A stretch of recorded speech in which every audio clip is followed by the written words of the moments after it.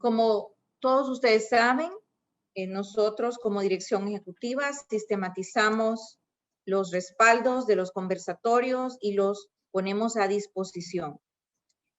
De igual manera haremos con este conversatorio porque los temas que hemos ido abordando son vitales, son cruciales y es importante quizás poder tenerlos disponibles para retroalimentación de nuestro quehacer. Muy bien. Señor doctor Guillermo González, nos da mucho gusto verle a la distancia, saludarle en este año, desearle un gran año al SINAPRED y a usted en particular. Vamos entonces a dejarle el micrófono para que usted nos pueda hablar acerca del contexto y desafío de los riesgos climáticos en Mesoamérica. El doctor Guillermo González es el ministro director del Sistema Nacional para la Prevención, Mitigación y Atención de Desastres y es una persona de gran trayectoria, de mucha experiencia, mucho conocimiento, pero principalmente es una persona de soluciones prácticas. Y doctor González, adelante por favor. Es un honor para nosotros tenerle aquí en este conversatorio. Muy buenos días, doctora Lidia Fromm. En primer lugar, muchísimas gracias por la invitación de participar en este foro. Para nosotros también es un honor estar compartiendo algunas de las ideas y reflexiones sobre el tema. Un saludo para todos y todas, compañeros y compañeras de Centroamérica que están participando de este foro. Vamos a tratar de, en estos 15 minutos, tratar de dar algunas ideas sobre el tema. Es un tema muy amplio. Es un desafío tratar de centrar la atención sobre una temática tan compleja en el tiempo. Sin embargo, creo que si logramos al menos crear muchas interrogantes sobre el tema, creo que estaríamos logrando en gran parte el objetivo de la presentación que hemos querido elaborar esta mañana. Sin lugar a dudas, hablar de la temática de la vulnerabilidad de la región mesoamericana ante los fenómenos naturales tiene su origen en el reconocimiento de lo que ha sido hasta el momento el efecto de momentos, situaciones en las cuales nuestros países han vivido lo que conocemos con el término de desastre. Hablando de Mesoamérica y para mencionar algunos de estos aspectos, me gustaría ubicar tres momentos importantes que nos puedan dar ideas de por qué el tema es tan relevante.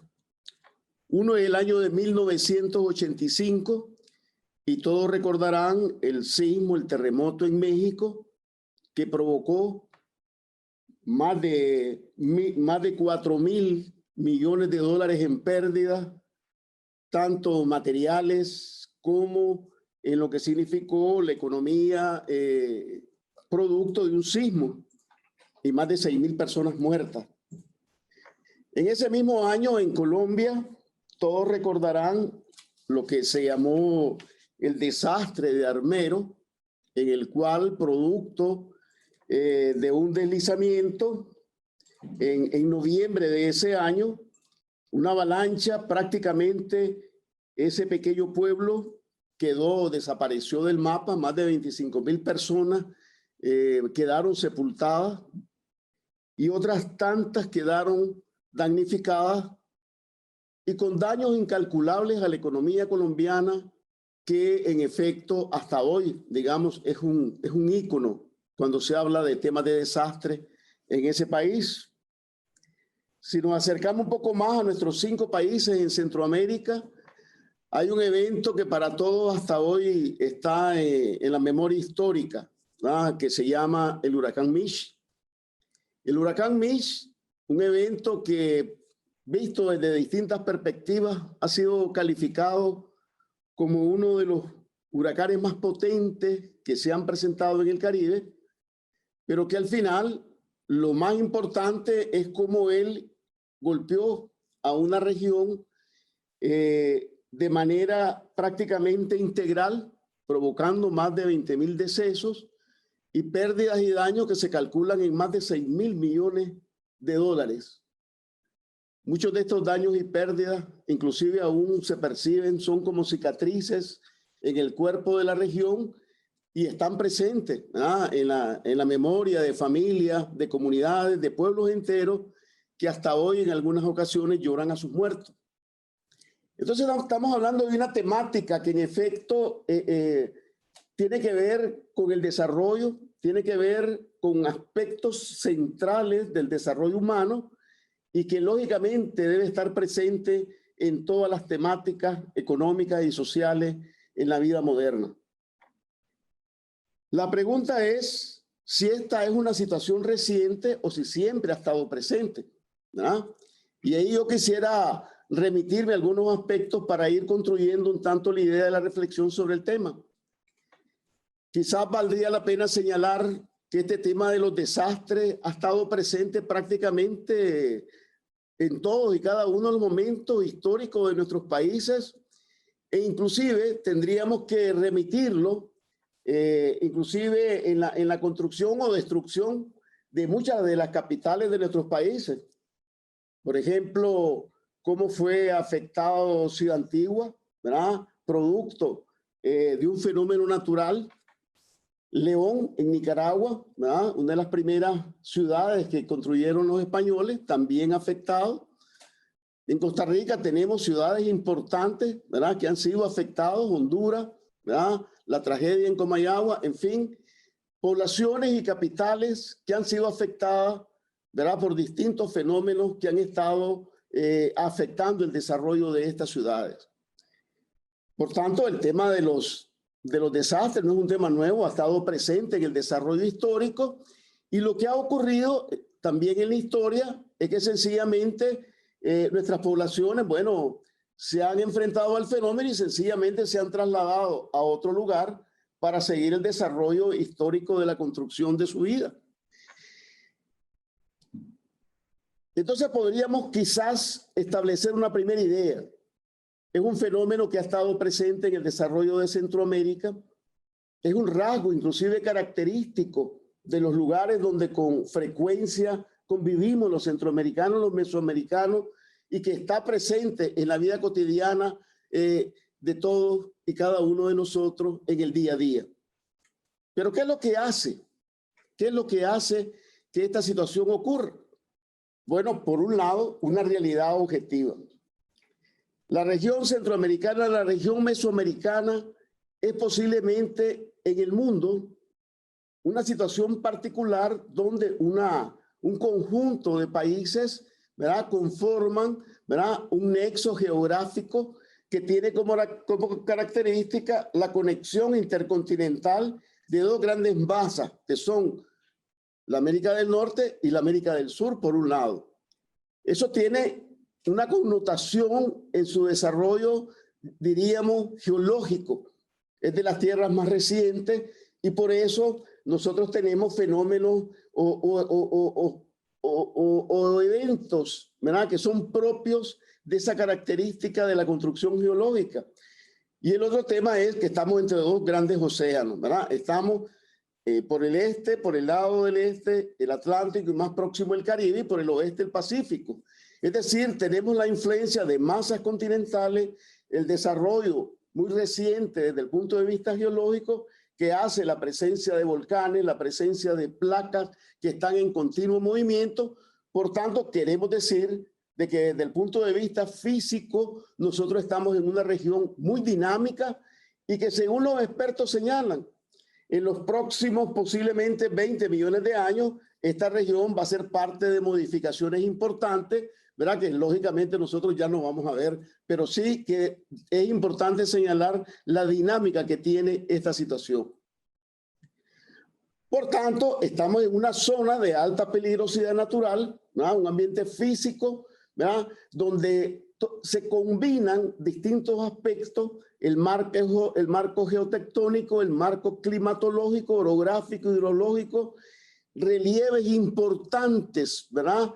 Que hacen que todo lo que cae de lluvia también corra con mucha rapidez y por las características de los litorales son muy propensos a las inundaciones y son características particulares de la región.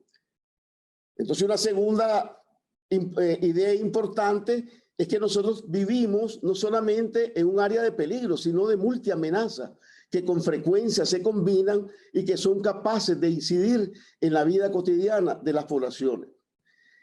¿Cuáles son los mayores peligros? Y esto es importante tenerlo presente, aunque todos lo conocemos. Bueno, por un lado, todo lo que tiene que ver con los aspectos geológicos, terremotos, erupciones volcánicas, los tsunamis.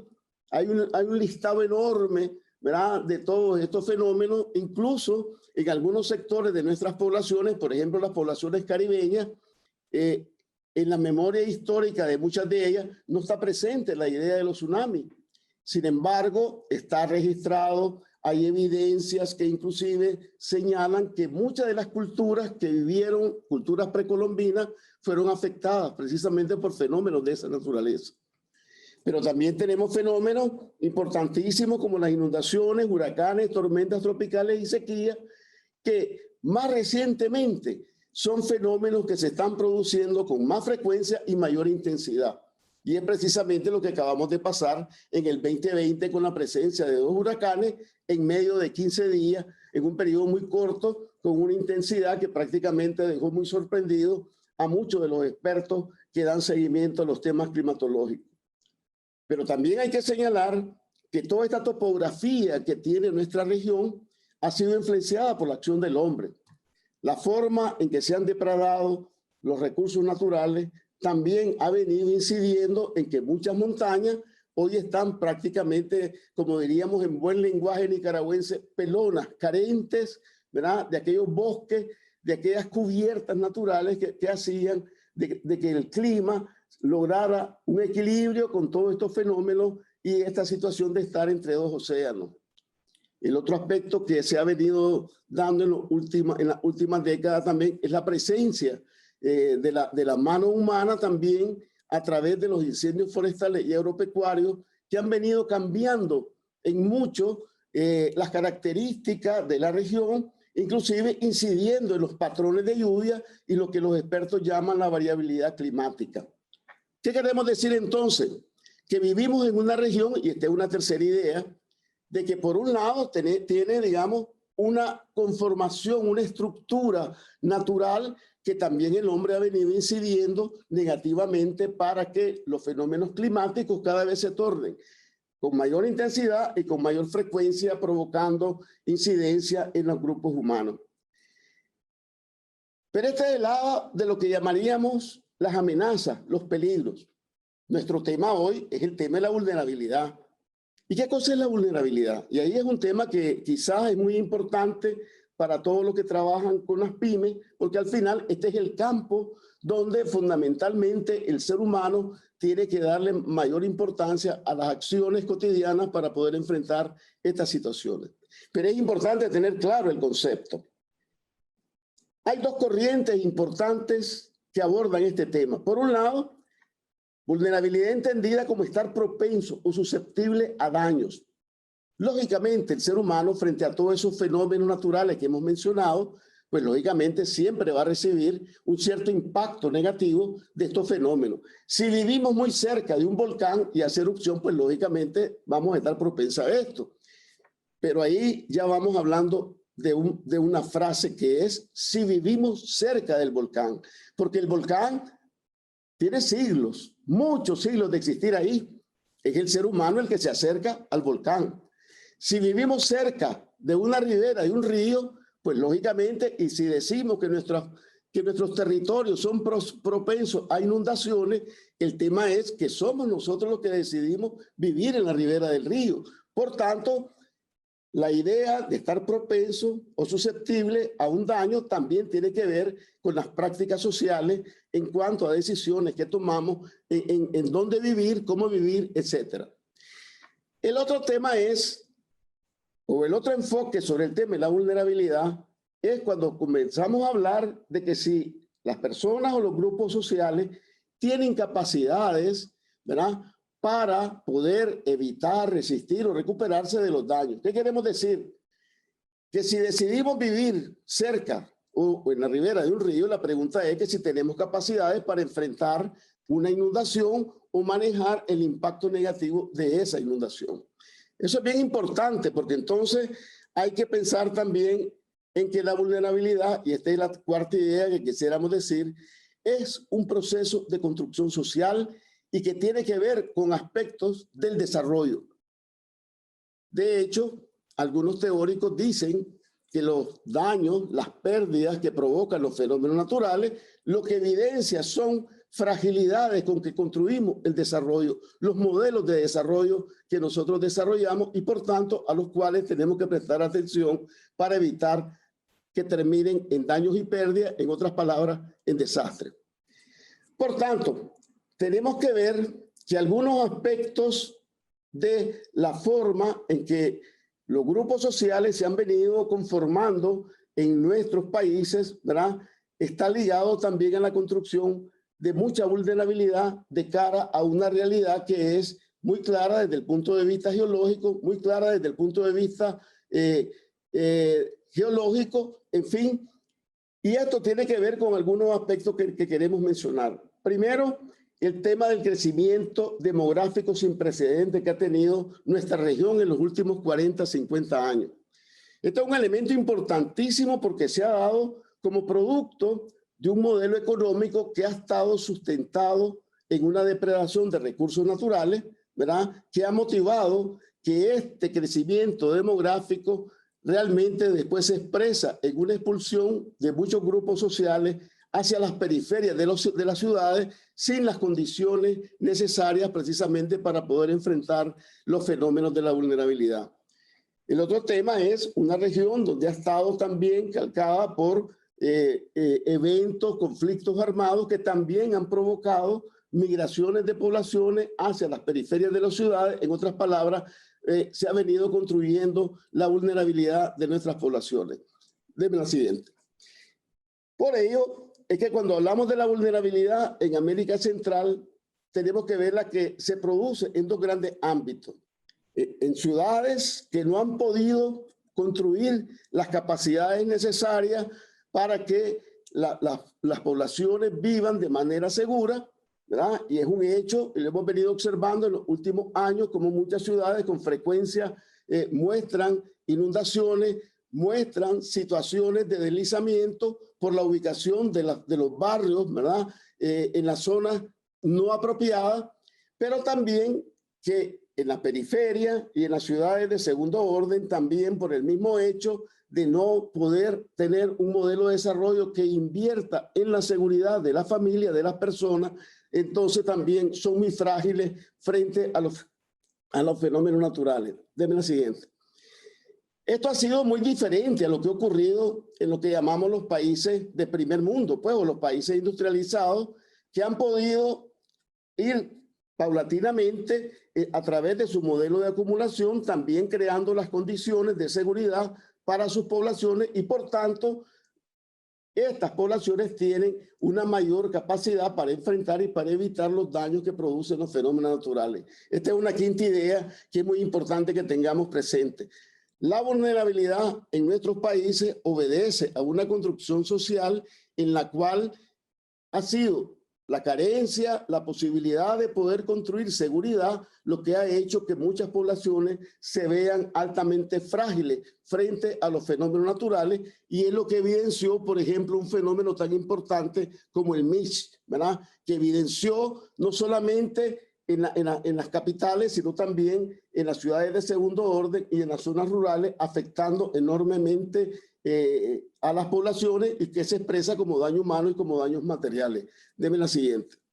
¿Cuáles son los factores entonces más importantes a tomar en consideración? Y esto tiene que ver con la cuestión climática, ¿verdad?, para el tema de poder enfrentar la vulnerabilidad y los riesgos a que están expuestas las poblaciones.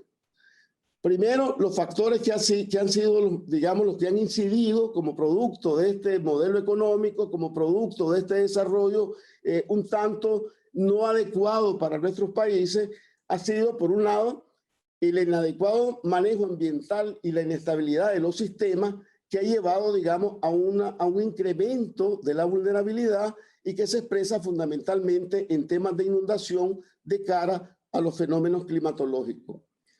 El otro tema que ya señalábamos es el rápido desarrollo de las poblaciones a nivel urbano, ¿verdad? O el alto crecimiento de las poblaciones a nivel urbano que no han tenido acceso a todos los mecanismos que le brinden seguridad para poder desarrollar una vida citadina, adecuada y segura en nuestras ciudades. Deme la siguiente. Por ello, y por ahí vamos a ir cerrando para después más bien dejar abierto a comentarios y a preguntas, lo que tenemos que entender entonces es, primero, que la vulnerabilidad se expresa de distintas maneras. Y esas maneras tenemos que comprenderlas y entenderlas para poder tratarlas y poder tratar de ver cómo revertimos los fenómenos de las desviaciones del desarrollo que hemos tenido hasta el momento. La primera es entender la vulnerabilidad física. ¿Y a qué se refiere esto? Se refiere a dónde se ubican las poblaciones, a dónde se ubican las infraestructuras críticas como hospitales, centros educativos, etcétera, ¿verdad? En las zonas de alta peligrosidad y los modelos constructivos que son utilizados. Por ejemplo, si nosotros revisamos los fenómenos, las amenazas llamadas terremotos, nos damos cuenta que los niveles con que se producen estos eventos, más que el terremoto en sí, el principal problema es los modelos de construcción que existen en nuestras ciudades. Por ejemplo, en el caso del terremoto de Managua, un terremoto de 6.2 grados, que si bien es cierto, muy superficial, pero el mayor problema del impacto que tuvo ese terremoto en Managua fue dado por los tipos de construcción que existía en nuestra ciudad. Igual lo vemos en Guatemala, igual lo vemos en otros terremotos que han ocurrido en la región. El otro tema de la ubicación tiene que ver de las poblaciones, ¿verdad? ¿Dónde están ubicadas? Paradójicamente, la mayor parte de las poblaciones en Centroamérica viven en lo que es la parte donde están los volcanes, teniendo otros territorios, ¿verdad?, en los cuales podrían haberse desarrollado las ciudades y construidos de una manera que hace más frágiles las poblaciones frente a estos fenómenos. Queremos decir entonces que esos aspectos de la ubicación física son elementos de la vulnerabilidad que tienen que ver y deben ser enfrentados con algo que se llama ordenamiento territorial y que paulatinamente tiene que irse poco a poco trabajando, igual que con las normas de construcción y los códigos de construcción, para asegurarnos reducir la vulnerabilidad de estas poblaciones. El otro tema es la vulnerabilidad económica. La vulnerabilidad económica es un factor que ha venido incidiendo en el desarrollo de nuestros países, ¿verdad?, y que tiene que ver con lo que señalábamos, por un lado, el modelo depredador, pero por otro lado, un modelo que se ajustó a las demandas internacionales, un modelo dependiente, ¿verdad?, al mercado mundial, y que hoy hemos visto que en fenómenos como la pandemia, ¿verdad?, o las crisis que han habido, con mucha fragilidad, muestra y tiene impacto en las poblaciones. Esto incide en un aspecto de los grupos sociales, y es su capacidad de poder enfrentar o resistir a los fenómenos naturales.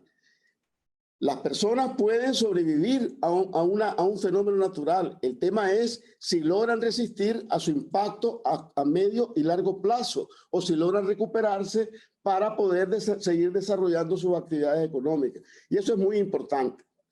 Un tercer aspecto es la vulnerabilidad cultural. Y esto yo quisiera insistir porque está en el trasfondo de todas las actuaciones de las políticas públicas que tienen que ver con gestión de riesgo. En nuestros países hay visiones, hay percepciones de riesgo muy tradicionales que dificultan, ¿verdad?, que las familias puedan realmente manejarse adecuadamente de cara a los fenómenos naturales.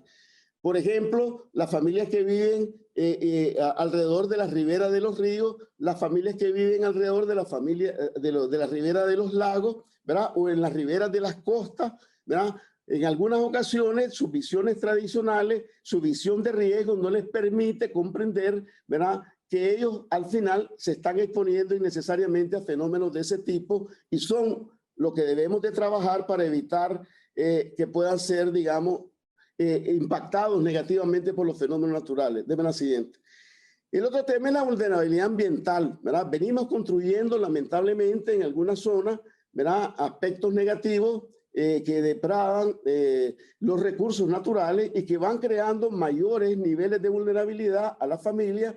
Las prácticas agrícolas en muchas ocasiones son negativas para el manejo de algunos recursos que también al final terminan siendo elementos importantes en la vulnerabilidad de las poblaciones. Finalmente, un tema que es vital, ¿verdad?, que es la vulnerabilidad institucional.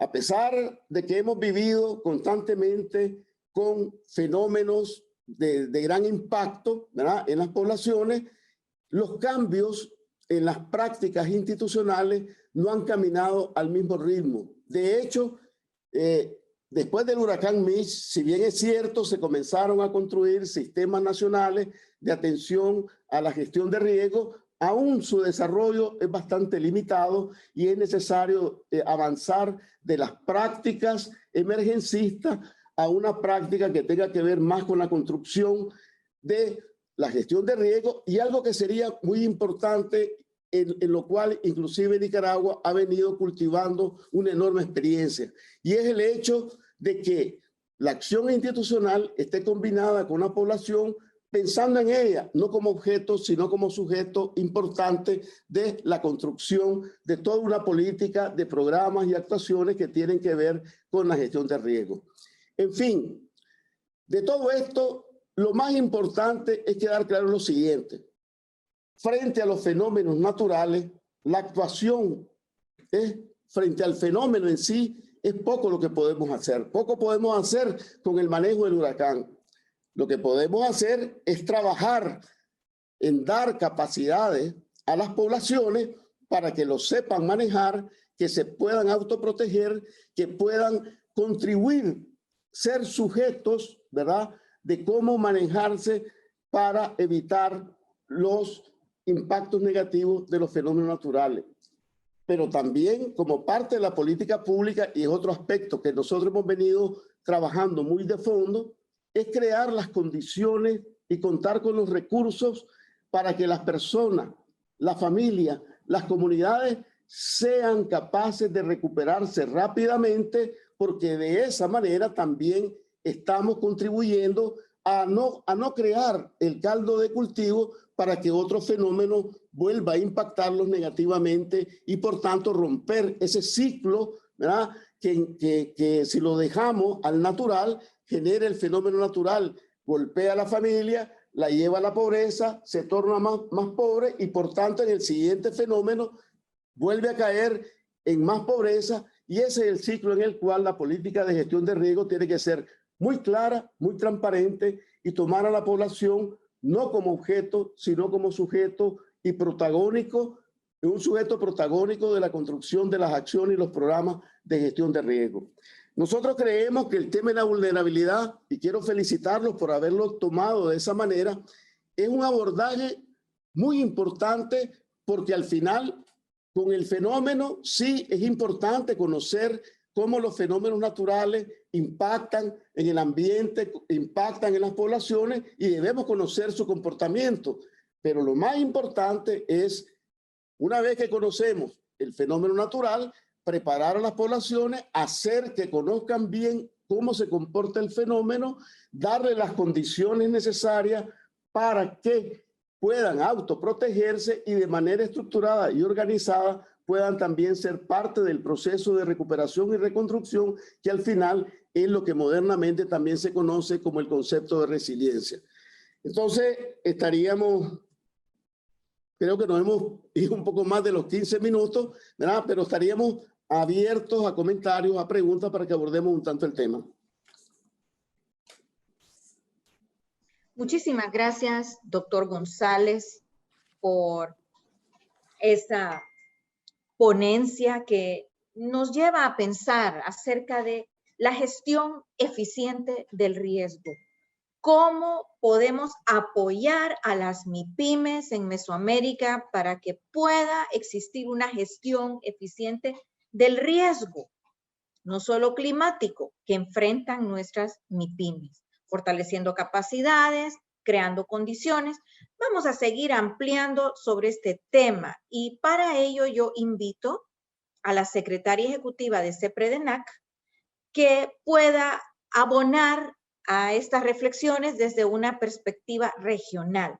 Adelante, secretaria Herrera.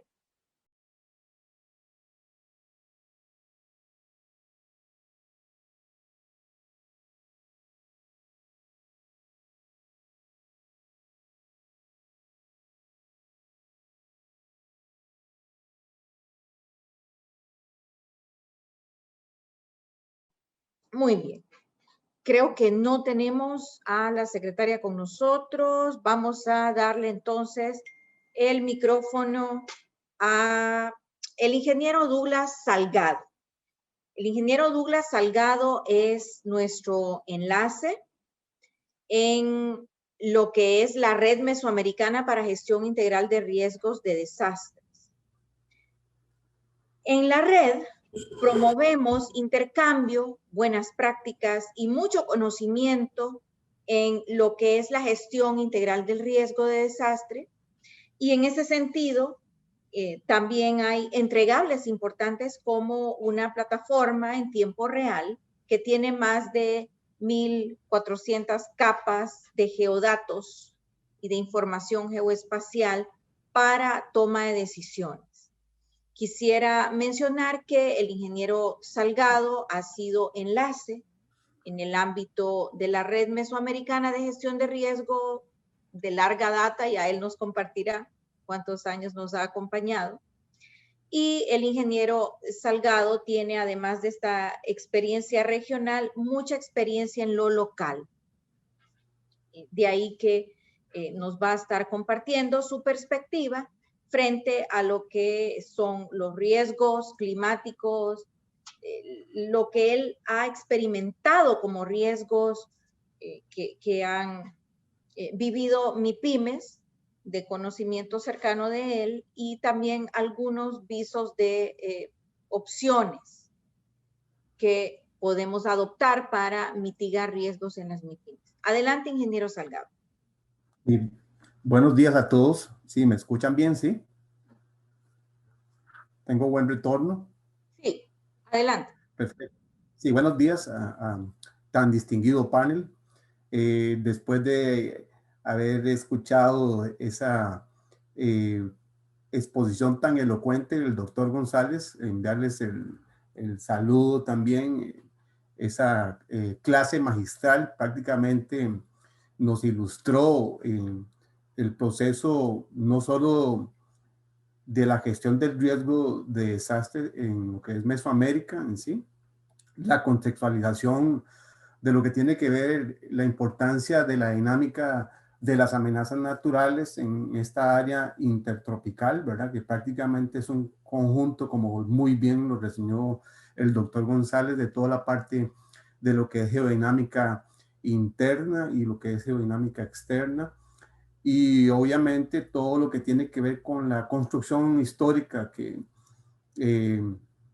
la sociedad mesoamericana ha hecho sobre esos territorios que lo hacen un territorio interesante, pero con muchos retos, sobre todo en el tema de gestión del riesgo de desastres. Estamos prácticamente en el siglo XXI, en donde los dos huracanes que recientemente acaban de ocurrir nos ponen en la antesala, perdón, del cambio climático prácticamente activo. Son eventos extremos. La palabra extremo va a ir siendo cada vez más connotada en esta región mesoamericana debido a que tiene que empezar a tomarse en cuenta no solo excelentemente bien como lo trató el doctor González en temas de ordenamiento territorial, todavía un tema un poco incomprendido, digamos, en la parte técnica, cómo llevarlo a la práctica. el tema del abordaje de gobernanza que se requiere, porque el ordenamiento territorial requiere conversatorios con diferentes actores sociales. Uno de ellos son los sectores productivos, que cada vez requieren una gestión de información, gestión de conocimiento para que ellos puedan tomar buenas decisiones. Y todavía requiere fortalezas estratégicas con el tema de lo que son las telecomunicaciones, donde la Internet cada vez va a jugar un papel predominante para poder hacer llegar todo el acervo científico-tecnológico que producen nuestros países, ¿verdad? Eso hay que connotarlo, hay que decirlo abiertamente. Los países prácticamente como Colombia, Nicaragua, Costa Rica, El Salvador, Honduras, México, por supuesto, y otros países han hecho enormes esfuerzos en lo que es el avance en la ciencia y la técnica a través de las universidades públicas, en los centros de investigación que producen eso que el doctor González tocaba muy bien con el tema de amenazas, ¿verdad? Lo que es la generación de la información para el conocimiento público, ¿verdad? Información que viene de los centros de investigación que va a desagregarse en diferentes grupos de información, podríamos decir, grupos de datos que van a retroalimentar a diferentes tomadores de decisiones, en especial a los que operan en la parte financiera o en la parte del desarrollo, ¿verdad? Entonces, nosotros que estamos en la parte de intermediación, ¿verdad? Tanto como sistemas de protección civil o comisiones de emergencias o intermediadores que facilitan esos canales de comunicación como el proyecto Mesoamérica y la misma RMGIR, precisamente tratan de acercar a los que generan la data y la información para acercarnos a entender un poquito más ese esquema de la gestión del riesgo. El doctor González hizo una adecuada fragmentación desde el punto de vista, podríamos llamarlo académico, porque nos logró hacer una separación de la ecuación del riesgo. Perfectamente la entendimos como la edición de la amenaza y luego con un concepto que en Centroamérica especialmente ha desarrollado músculo, que es el tema de vulnerabilidad. Esto lo podemos constatar en diferentes proyectos, porque el concepto de vulnerabilidad ha sido exhaustivamente trabajado en diferentes proyectos en la región centroamericana y también en Mesoamérica. Entonces, generalmente, didácticamente, nosotros lo referimos como A por V, o sea, amenaza por vulnerabilidad, pero el doctor González agregó una cuestión fundamental que yo tomé nota, y es el tema de generación de capacidades. De ahí que este marco de la MIPYMES, qué bueno porque nos acerca a nuevos actores a la cual tenemos que generar capacidades, empezando por entender cómo se maneja el riesgo y cómo podrían ellos hacerlo revertir, ¿verdad? Me gustó esta parte donde el doctor González establecía la necesidad de no volver a repetir, ¿verdad? Cómo recuperarse rápidamente. Ese es un elemento estratégico que habrá que trabajar desde el punto de vista técnico, tecnológico, científico, pero también a través de la comunicación y la divulgación, que son dos herramientas fundamentales en el acervo ahora de la Internet. Y el otro que tiene que ver también con el tema de la educación y el aprendizaje.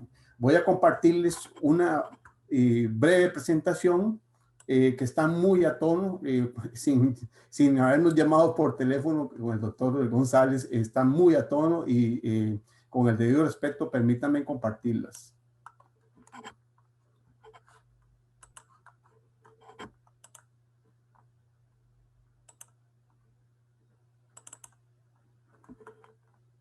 ¿Ya la están viendo, sí? Sí, así es. Ok. Muy rápidamente, de forma muy somera, vamos a ilustrar lo que nosotros entendemos como la gestión integral del riesgo, sobre todo para aquellos nuevos actores que se están acercando a entender por qué la importancia de transversalizar el tema de la gestión del riesgo a sus acciones del desarrollo cotidiano, ¿verdad? Son acciones que a veces se nos olvidan, pero el riesgo está presente casi en en nuestra vida, ¿verdad? Por el contexto que ya ha delimitado muy bien el doctor González, ¿verdad? Es claro que el tema más frecuente son las de carácter hidrometeorológico, aquellas derivadas de lo que son inundaciones, deslizamientos, lo que son ciclones, tanto del Océano Pacífico como del Mar Caribe, ¿verdad? Esto es un área que tiene una alta dinámica y que se va a volver incrementada de acuerdo a los estudios de especialistas en temas de cambio climático. Esta área va a tener eventos cada vez más frecuentes y cada vez más intensos. Eso es importantísimo. Los terremotos ya son de conocimiento exhaustivo por parte de todo Mesoamérica. Ya hay avances importantísimos en esa trayectoria con diferentes grupos de trabajo, sobre todo con los sectores educativos, con el tema también de acercarnos un poquito al tema de alertas tempranas. Ahí tenemos a México como un promotor de esas ideas tan novedosas, ¿verdad? Donde la tecnología está jugando un papel importante. Y otros eventos extremos que a veces se nos escapan, pero tiene que ver con el agua, que tiene que ver con las temperaturas extremas, donde nos causan sequía. Ahí tenemos al fenómeno Enos el Niño, que también tiene una frecuencia que varía entre 5 a 7 años en la región mesoamericana y que nos causa estragos enormes, no solamente en lo que es la parte agropecuaria, sino también en lo que es la parte turismo, porque nos afecta directamente lo que es el agua consultiva, o sea, el agua para consumo en las diferentes actividades del desarrollo económico. Y no menos que requiere un abordaje súper más asertivo, más aterrizado, como son las epidemias, y acabamos de vivir COVID, todavía nos deja a un poco rencos y nos invita a la reflexión de cómo tenemos que hacer esos nuevos abordajes y nos reta, ¿verdad? Este es un mapa que nos muestra una parte de la región de Mesoamérica con las trayectorias de huracanes. No hay que explicarlo porque ya recientemente acabamos de salir de Eta y Iota, que nos recordó que efectivamente tenemos que tener esa capacidad, esa resiliencia para afrontar estos eventos que van a seguir frecuentemente afectándonos, ¿verdad? Esto lo que hace es remarcar la parte que está en azul es el área de la región mesoamericana. Contextualiza muy bien lo que el doctor González reflejó en términos de la geodinámica interna y la geodinámica externa. Es un mapa de la aseguradora Swiss Re, que es una aseguradora alemana que hace estudios a nivel mundial, y prácticamente esta área está reconocida como una de las áreas de más alta energía planetaria. Cuando se está hablando de alta energía planetaria, se está hablando de fenómenos endógenos, o sea, los que están asociados al interior del planeta Tierra, como lo que son la parte de los sismos y volcanes, como se explicó anteriormente, y lo que tiene que ver con los aspectos de carácter hidroclimático, ¿verdad? Entonces, la generación de lo que son ciclones y lo que son tormentas tropicales que constantemente afectan. Y ahora, todavía caracterizado con un fenómeno del Niño que prácticamente nos afecta la sequía y nos baja toda la economía de todo nivel de escala, ¿verdad? Desde pequeñas economías hasta grandes economías. Y entonces ahí es donde nos invita a reflexionar cómo hacemos para ir generando esa capacidad instalada, esa resiliencia a través de diferentes esquemas.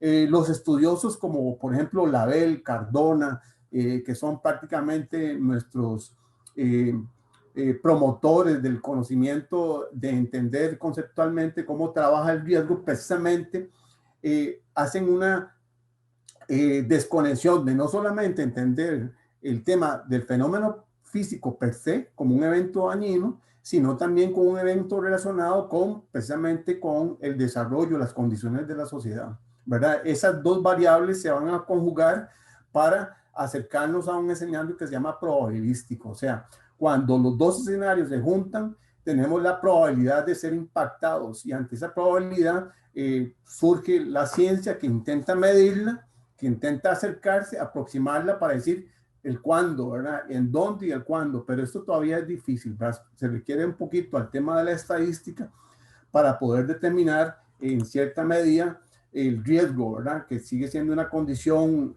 latente, que está ahí por diferentes factores, por diferentes dinámicas, pero juega un papel importante en la intervención humana. El doctor González hacía hincapié en el tema de la depredación natural, ¿verdad? Eso es real, ¿verdad? Esto es tan real que el riesgo no puede estar desconectado de las políticas también de la recuperación ambiental, ¿verdad? Si no tenemos esa claridad, es difícil empezar a trabajar el riesgo en su reducción, ¿verdad? Y entonces ahí tenemos problemas en poder tener una uniformidad cuando tenemos desaciertos en cómo nosotros intervenimos las cuencas hidrográficas. Las cuencas son sistemas altamente conectados en prácticamente Mesoamérica y que los estamos cambiando constantemente, ¿verdad? Eso es la vulnerabilidad social, porque sin querer o de forma escondida las modificamos y después eso nos va a detonar en desastre. Ya el desastre es la connotación del riesgo manifiesto. ¿Cuál? La amenaza activa con la vulnerabilidad que nos va a generar en un tiempo y espacio específico el desastre, ¿verdad? Entonces, esta fórmula, esta forma de entender el riesgo se desagrega por amenaza, por vulnerabilidad, pero entendiendo las dos, vamos a generar capacidades. Es un término que está muy en boga en términos de construir resiliencia. Yo debo conocer la amenaza, pero también debo conocer cuáles son las vulnerabilidades en la cual yo me muevo en mi entorno, ya sea país, en mi entorno región, en mi entorno comunidad, para poder cuál es mi capacidad o cuál es la capacidad que yo tengo que adoptar, porque yo también soy corresponsable y la corresponsabilidad va a ser un tema fundamental en el desarrollo de acciones de enfrentar desastres futuros, ¿verdad? Entonces, por un lado, tenemos la dinámica natural, la dinámica social, las dos se combinan, las dos generan un espacio de interacción cotidiano y nos van a poder, digamos, dilucidar cómo trabaja el riesgo. Entonces, diferentes autores han trabajado en si intervenimos las amenazas o la vulnerabilidad. Las amenazas es un poquito es difícil, porque están más en el campo de la naturaleza y las fuerzas mayores cuestan mucho dinero intervenirlas, ¿verdad? Se han hecho intentos, pero es bastante costoso y a nosotros nos va a llevar todavía un camino más difícil porque no tenemos el capital suficiente para hacerlo y todavía tenemos dificultades en tener una política unificada de cómo hacer trabajar las amenazas, pero posiblemente el paso está por el tema de la recuperación ambiental. Y la vulnerabilidad está más ligada a todo el contexto que muy bien reflejó el doctor González, no solo en las condiciones sociales, sino también en las condiciones institucionales, en las condiciones de la población y otras condiciones que fragmentadamente nos construyen una vulnerabilidad global, ¿verdad? Entonces, acertadamente, el campo que hay que intervenir es el de la vulnerabilidad.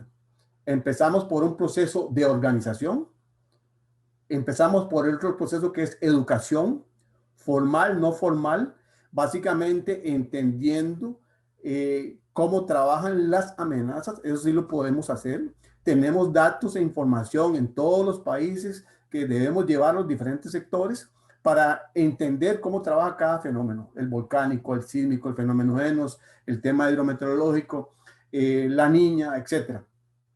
Y lo otro es el tema de la vulnerabilidad. Vea que ya que aparece el tema socioambiental, ¿verdad? Es la forma en que está construido mi espacio, en donde estoy yo como comunidad relacionado con, por ejemplo, la cuenca, si la cuenca es inundable o no es inundable, si está atravesada por una falla geológica o no está atravesada por una falla geológica, si es una área expuesta a los deslizamientos o si arriba en mi comunidad, arriba en los cerros están deforestados, ¿verdad? Como dijo muy bien el doctor González, están pelones. Ojo, porque hay advertencia. Eso significa el estudio del entorno. Entonces, mi capacidad empieza por comprender mi entorno. Eso no solamente le corresponde a las instituciones, le corresponde también al individuo y a su comunidad, a sus entornos barriales, a sus entornos comunitarios, conocer cuál es el entorno en el que vive. Y para eso generan las informaciones las instituciones y es necesario divulgarlas y comunicarlas, ¿verdad? Entonces, es un poco esto es una fotografía o imagen de mi país en una de las zonas conurbanas. Conurbana significa el proceso al que se refería el doctor, donde las comunidades han formado anillos de pobreza y han empezado a cambiar las cuencas geográficas donde prácticamente generan deslizamientos y ellos tienen que convivir con las amenazas y con las condiciones de vulnerabilidad que aumentan día a día, ¿verdad? Este es un ejemplo, ya aquí es tardío, aquí es un fenómeno mostrando la actividad de un deslizamiento que generó muertos, donde tenemos la acción de un uso inadecuado de la tierra, porque tenemos cultivos en áreas dependientes no adecuadas que fueron disparadas por agua excesiva y consecuentemente el sepultamiento de la población, las viviendas y la difícil recuperación. Son lecciones que a veces sí las asimilamos, se documentan, pero en la práctica a veces se olvidan. Y entonces es necesario que eso no solamente esté acompañado del conocimiento científico o técnico, sino también del saber. El saber significa, son todas aquellas experiencias que han sido vividas por mucha de la población y que también tienen que cotejarse con las bases de datos y el conocimiento científico técnico que generan también los sistemas que actualmente están en desarrollo, ¿verdad? Esto es un poquito para entender el tema de las áreas de inestabilidad de laderas y luego de lo que nosotros llamamos ciudades intermedias, el tema de las inundaciones. Bien se decía ahí, el doctor señalaba muy bien que no es el río que invade las ciudades, es que nosotros con un mal o poca planificación del desarrollo físico hemos colocado las ciudades intermedias en las cuencas hidrográficas que tienen una dinámica natural de sus avenidas extremas. Entonces, es una ciudad intermedia acá en Costa Rica, pero básicamente porque el plan de ordenamiento territorial no funciona.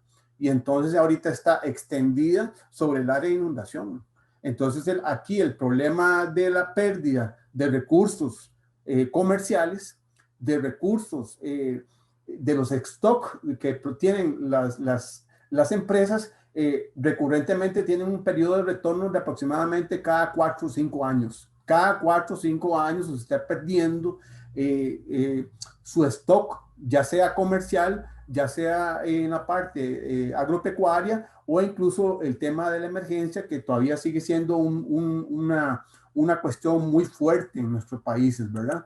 Entonces, esto es ya en respuestas más grandes, llanuras extensivas, donde controlar la amenaza requiere mucho capital, pero ahí hemos tenido que generar una convivencia porque son cultivos extensivos y entonces ahí hay que mejorar los sistemas de vigilancia y estos sistemas de vigilancia por lo menos intentan alertar a la población que van a ser inundadas porque contener esos volúmenes de agua requieren obras de ingeniería y de capital muy grande y a veces los países no tienen esos recursos a mano, ¿verdad? Pero entonces hay que generar capacidades para que ellos puedan afrontar esos momentos de crisis. Estos ya son estudios. Esto es una ciudad intermedia acá cercano a Nicaragua, es la ciudad de Cañas, donde ya con los sistemas de información, la base catastral, podemos ver cómo la tecnología se acerca a decir cuáles son las áreas inundables y establecer cuál es la cantidad de población. RMGIR, que es una plataforma, ya tiene esa capacidad instalada. Podemos mezclar la información y entonces yo podría conocer si yo tengo un comercio o una industria o una pymes en el área en que se encuentra la inundación. Si yo estoy ahí, yo tengo que tener un plan. Puede ser un plan de gestión integral del riesgo, que es un poco más pesado, o sea, ya requiere de socios, ya requiere acompañamiento de la municipalidad, del gobierno central para que le oriente, es un poquito más pesado. Pero también usted puede tener un plan contingente. El plan contingente son medidas que a partir de la información técnica usted puede tomar decisiones para no verse sorprendido. Ahí está un poco, y ya nos vamos acercando al tema de los microseguros, ¿verdad? Entonces usted tiene que generar primero la sensibilidad de que usted es un área bajo amenaza, que tarde o temprano va a ser impactado, ¿verdad? Ese impacto negativo usted lo puede volver un aspecto positivo en términos de que usted va a adelantar. Se llama anticipación. Realmente la plataforma de RMGIR, su fuerte más grande es la anticipación, porque la información técnica de los países está siendo posicionada para que el ciudadano de a pie, el que tenga el acceso al recurso de Internet y el que sepa usarlo, pueda tomar decisiones anticipadas. Esa es la naturaleza de esas plataformas. ¿Cómo funciona? Bueno, este es un esquema muy rápido. Tenemos esta referencia que ya es una desagregación de entender la amenaza. La amenaza la podemos fragmentar por sus factores conformantes, por ejemplo, la topografía, el suelo, la pendiente, la hidrografía, la cuenca, el clima, la geología. La buena noticia es que la RMGIR ya tiene esa información. Ese es el modelo de amenaza. Ese estadio al que llegamos los países mesoamericanos ya se logró. Eso es un avance que tiene la región, que yo creo que tenemos que difundirlo más, porque tiene que conocerse a nivel de Sendai, del marco de Sendai, y decir que Mesoamérica ya cumple con el modelo de amenaza. Pero tenemos que acercarnos, como bien lo señaló el doctor, al modelo de vulnerabilidad, y la vulnerabilidad en términos técnicos prácticamente se llama modelo de exposición. ¿En dónde estoy yo? ¿En dónde está mi casa? ¿En dónde está mi pequeña industria? ¿En dónde está mi cultivo? Eso se llama exposición. Y yo la voy a cruzar con el modelo de amenaza, ¿verdad? Sí tenemos algo en la RMGIR, pero nos falta todavía agregar más capas de información. La data se conforma por capas, y las capas se pueden mezclar, se pueden correlacionar con las capas de amenazas, ¿verdad? Entonces yo puedo generar escenarios de amenaza en conjunto con el escenario de vulnerable, ¿verdad? Eso es importantísimo, porque los dos, como vimos al inicio, nos van a dar el riesgo. Pero ¿cómo se entiende el modelo del riesgo? Bueno, el riesgo precisamente es tratar de medir cómo va a ser mi impacto negativo. ¿Para qué? Para la próxima inundación. ¿En dónde? ¿En cuándo? ¿Qué extensivo? ¿Qué intensivo va a ser? Y lo más importante para alguien que está conectado con el tema de la producción, va a decir, bueno, ¿cuánto es la pérdida que yo voy a tener si el fenómeno se vuelve a presentar, siendo yo vulnerable, ¿verdad? Entonces yo ya entendí que soy vulnerable, entendí que vivo en una cuenca que tiene una repetición de inundaciones cada cierto tiempo, o que voy a estar expuesto a la sequía, y entonces yo puedo decir, bueno, si voy a tener esa probabilidad de pérdidas, entonces yo debería prepararme con una forma, y eso ya requiere de medidas. Bueno, el tema de seguros obviamente requiere de especialistas que estudian la cartera de riesgo, y la cartera de riesgo es como esto. No es más que entender qué tan expuesto usted está, y entonces posiblemente le van a sugerir algunas primas de que debe cubrir usted. Posiblemente son pequeñas, esperemos que sea así, porque la idea de la gestión del riesgo no es que grupos se enriquezcan, sino por el contrario, llevar a las personas a que tengan las menos pérdidas posibles. Y rescato lo que dice el doctor González, pasar a un ciclo virtuoso, no a un ciclo vicioso, a estar repetidamente sufriendo las emergencias y cada vez perdiendo y haciéndonos más pobres referidos a este tema, ¿verdad? Entonces, con esta finalizo.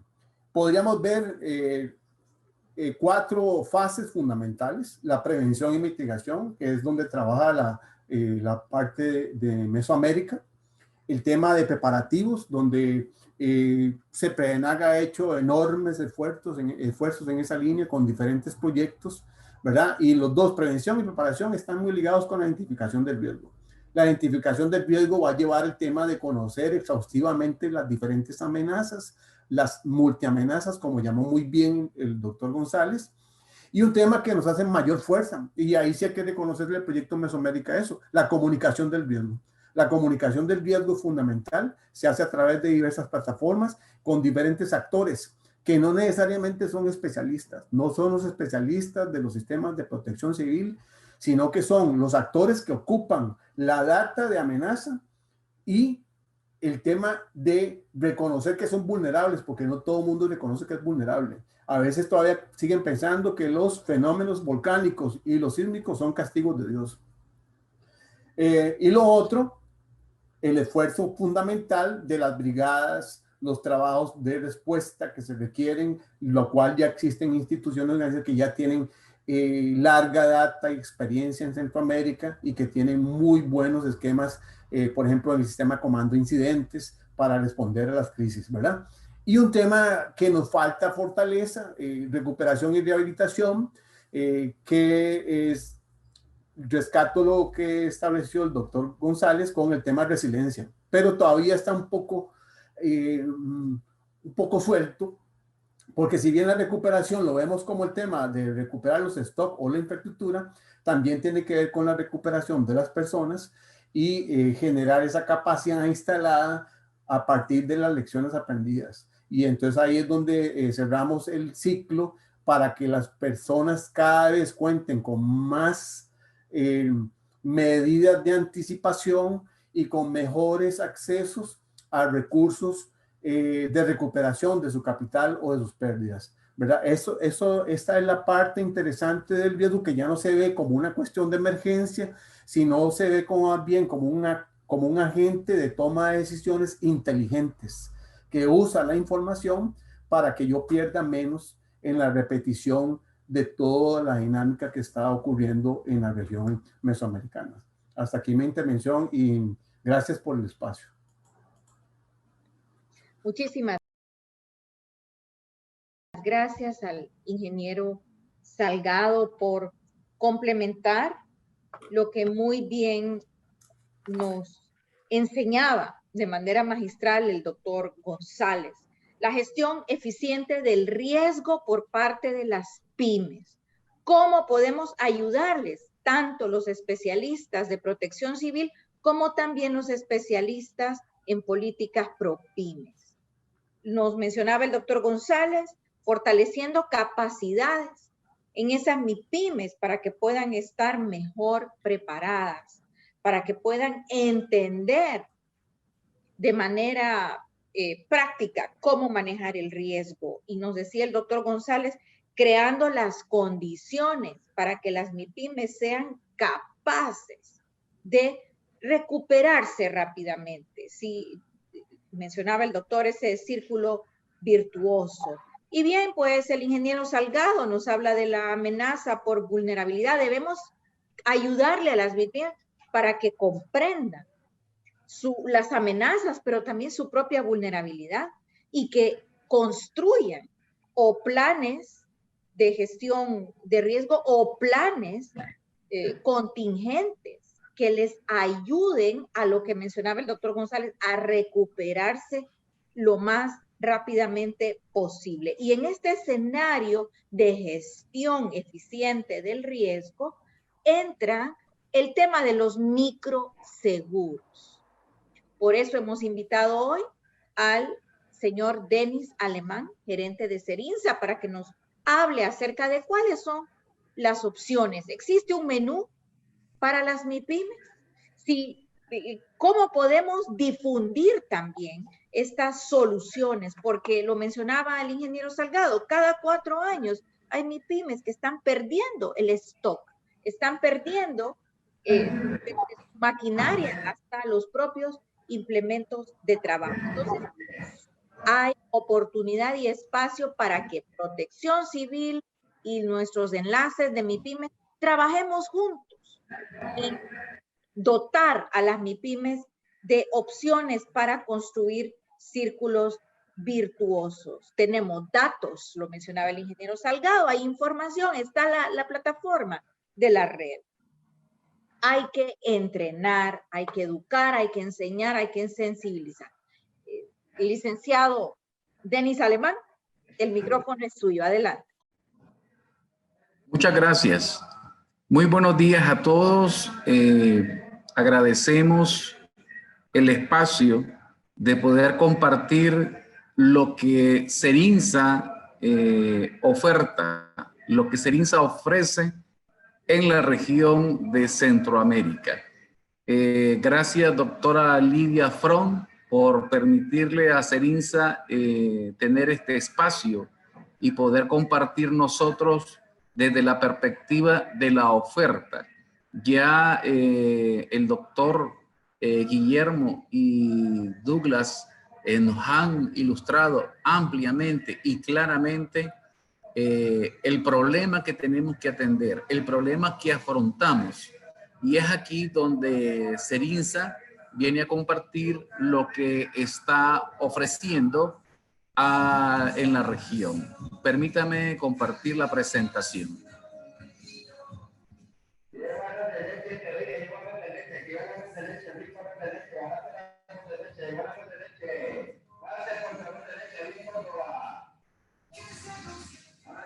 ¿Logran ver la presentación, señores? Adelante. Bien. Permítame.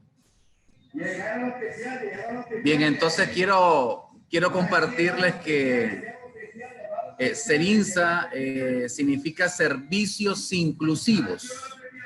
¿Y por qué se llama servicios inclusivos? Porque Cerinsa se focaliza en poder llevar soluciones a los micros, pequeños y medianos empresarios de Nicaragua, Honduras, El Salvador y Guatemala, soluciones a través de la herramienta de mitigación de riesgo que son los microseguros.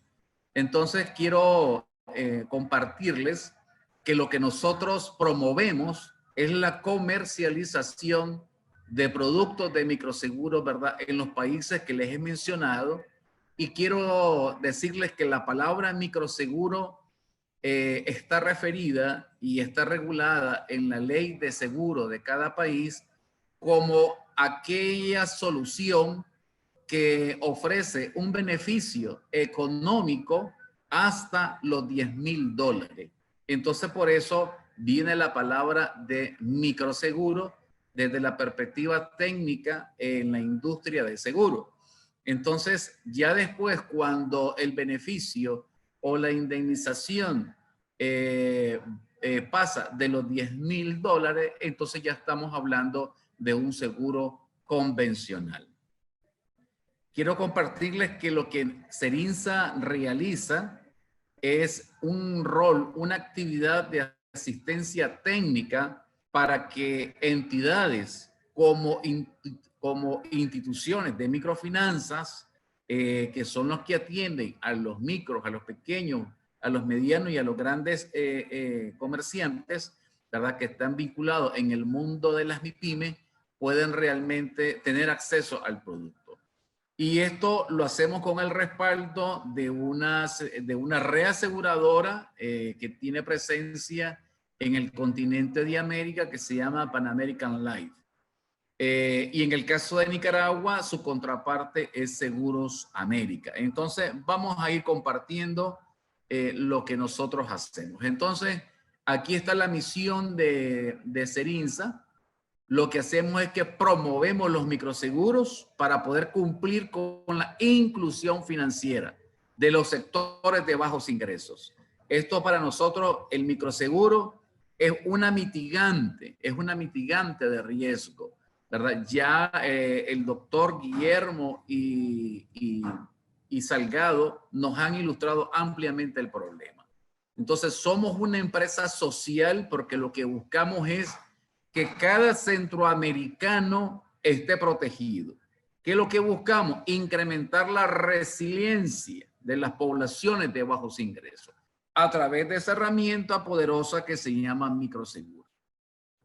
Entonces, el rol que nosotros jugamos como Cerinsa es prácticamente servir de puente entre las instituciones de microfinanza y las compañías de seguro, para poder realmente diseñar seguros que estén adaptados a las necesidades de las poblaciones vulnerables, ¿verdad? Entonces, esto es un elemento bien importante para poder contextualizar qué hace Serinsa, ¿verdad? Y dónde está Serinsa. Aquí les quiero compartir quiénes son los socios de Serinsa. Detrás de Serinsa está Red Camif, que es la red centroamericana de microfinanza, que aglutina a más de 150 instituciones de microfinanza de todo tamaño, ¿verdad? Pequeñas, medianas y grandes.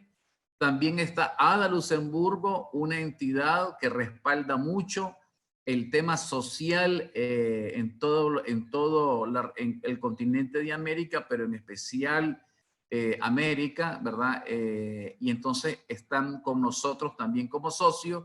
Está la Fundación José María Covelo, que es una entidad de segundo piso que da financiamiento a las instituciones de microfinanza, y tenemos a las 4 redes de Centroamérica con las cuales estamos trabajando en este momento: ASOMIF de El Salvador, Redimif de Guatemala, ASOMIF de Nicaragua y Redimicro de Honduras. Entonces, para el auditorio que me está escuchando y que pertenecen a estos países, podemos nosotros acompañarles con una solución práctica, efectiva y segura. Aquí quiero compartir primero los roles antes de llegar a la oferta que se acerca a la problemática que nos han mencionado. Por un lado, la compañía, llámese Seguros América, es la que realmente asumen y pagan el riesgo.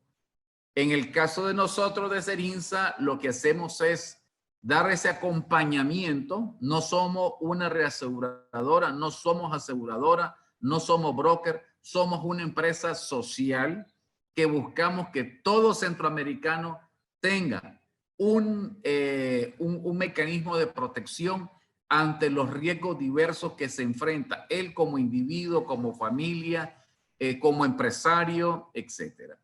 Entonces, nosotros buscamos cómo darle ese acompañamiento a las instituciones para que puedan realizar realmente su trabajo en el tema de la administración y la gestión de las pólizas que se venden. Ofrecemos una plataforma tecnológica que se instala en cada institución de microfinanzas de Centroamérica y por la cual se emiten las pólizas. Asesoramos todo el proceso de marketing, todo el proceso de reclamo. Aquí es importante el tema de reclamo.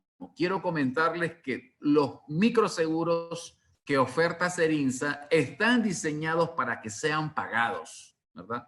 Esa es la gran expectativa de nosotros, que todos esos pequeños, medianos y grandes empresarios puedan realmente recibir el beneficio en vida. Eso es también muy importante.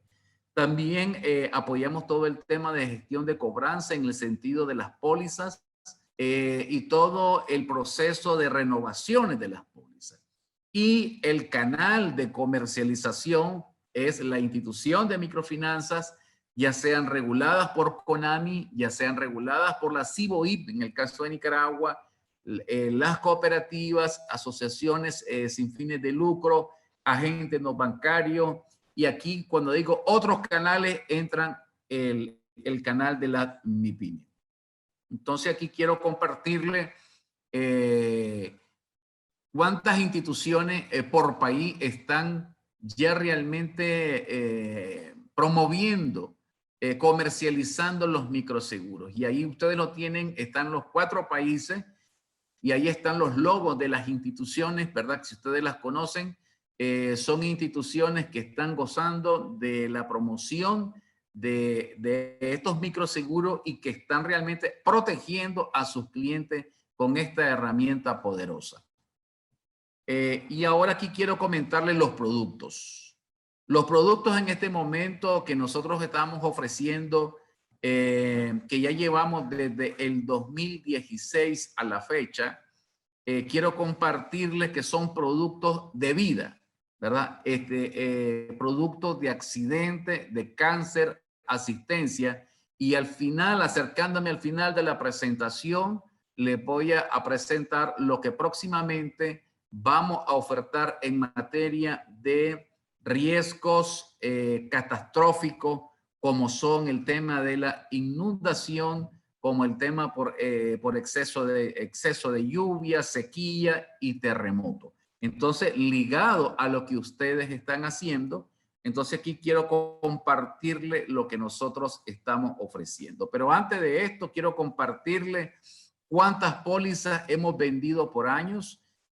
Aquí habla del 2014, pero porque el programa primero inició como un proyecto financiado por el BID, y 2014, ¿verdad? 2000 y 2015.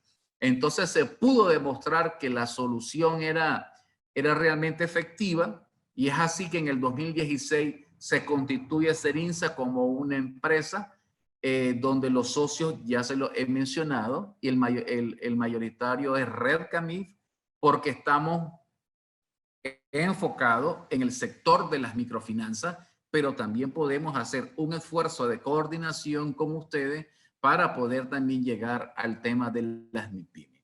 Entonces, aquí ustedes pueden ver el número de pólizas, ¿verdad? Alcanzamos un pico alto en el 2017 de 82,000 pólizas vendidas, y luego en el 2018 y 2019 y 2020 hemos tenido un deceso, ¿verdad? Por situaciones que ya todos conocemos, en el sentido de que han, ¿verdad? Impedido factores externos, ¿verdad? A nuestros países, y por ejemplo, recientemente el tema de la pandemia. Pero para el 2021 hemos establecido una meta de 100,000 pólizas, 100,000 pólizas nuevas para los centroamericanos de los 4 países que les he mencionado. Y aquí les quiero comentar que producto de la pandemia que vino a cambiar todo y que ahora nos ha obligado a trabajar de manera virtual, y también poder acelerar los procesos de digitalización, lo cual, ¿verdad?, se ha alcanzado fuertemente, y se está ofreciendo el servicio de telemedicina que se llama eDoctor. Este es un servicio que es un valor agregado que le agregamos al producto de vida, ¿verdad? Al producto de vida sin costo alguno, ¿verdad? Y ya después voy a mencionarles los costos de las pólizas que están diseñados para que realmente la gente acceda, ¿verdad?, fácilmente a ello. Entonces, este producto, este valor agregado de la asistencia médica virtual es a través de 3 modalidades. Puede ser a través de una llamada telefónica, puede ser a través de usar un aplicativo que se llama eDoctor Móvil. Se baja una aplicación que se llama eDoctor, y desde tu celular usted puede acceder las 24 horas a recibir asistencia médica certificada. Son médicos oriundos de cada país, que son contratados por una empresa internacional que se llama GEA, ¿verdad?, que es especialista en el tema de servicios, y con el cual nosotros tenemos la alianza. Y esto es, y también la otra modalidad a través de la página, a través del correo electrónico, de tal manera que incluso también incluye traslado de ambulancia. Entonces, todo esto es para el titular. Vean qué interesante. Es para el titular de la póliza, pero también cubre al cónyuge y cubre a los hijos hasta la edad de 24 años de edad. Entonces, ha sido como un valor agregado que se ofreció a partir de julio del año pasado, y aquí están los resultados, ¿verdad? Se ofreció en Nicaragua y en Honduras, y ahí ustedes pueden ver que al cierre de diciembre casi logramos 2,000 pólizas de vidas nuevas con el servicio eDoctor, y ha tenido una alta demanda. Aquí no se incluye El Salvador y Guatemala, porque estamos en el proceso de autorización del producto por los entes reguladores de cada país, porque todo este mundo, ¿verdad?, está regulado, y así debe de ser. Entonces, para este año se pretende poder llevar también este servicio a la gente de El Salvador y de Guatemala que lo han estado demandando. Y aquí también, esto es un dato bien importante.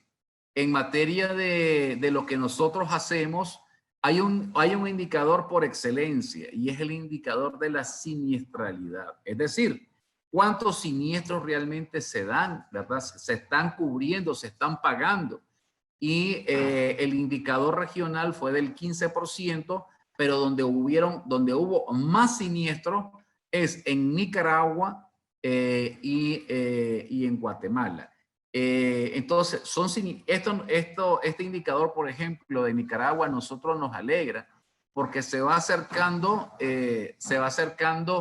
al indicador estándar de la región, que anda entre un 25 y un 30%. Para Europa anda en un 50%, y eso es muy bueno porque lo que buscamos es que el microseguro realmente la gente reciba el beneficio para que sus activos productivos no se vean reducidos. Entonces, esto es un indicador muy relevante, ¿verdad? Para la naturaleza que nosotros hacemos. Y aquí está entonces el producto de vida que se llama Siempre Seguro, que cubre, ¿verdad? Aquí las coberturas son relevantes. Tiene una cobertura, un beneficio por fallecimiento por cualquier causa. Esto es fundamental. Cubre también para gastos funerarios, cubre también por incapacidad total, ¿verdad? O permanente. Y hay un apoyo económico para la incapacidad temporal. Y además de esto, el tema de la asistencia médica telefónica, el doctor, las 24 horas, los 7 días de la semana, y esto es sumamente importante. Entonces, esto, digamos, es el producto de vida, ¿verdad? Este es el producto estrella, el que más se vende, ¿verdad? En todo Centroamérica, y sobre todo en el 2020 tuvo una mayor demanda con el servicio de la asistencia. Quiero comentarles que esta póliza, como está diseñada para los sectores de bajos ingresos, como se lo decía en la misión de Serinsa, esta tiene un valor de $12 al año. Es decir, que imagínense, la inversión es de $1 mensual. O sea, estas son pólizas diseñadas para el segmento, ¿verdad? Y tienen un beneficio, una cobertura por $12, tienen un beneficio de casi $2,000, ¿verdad? Con todos los elementos.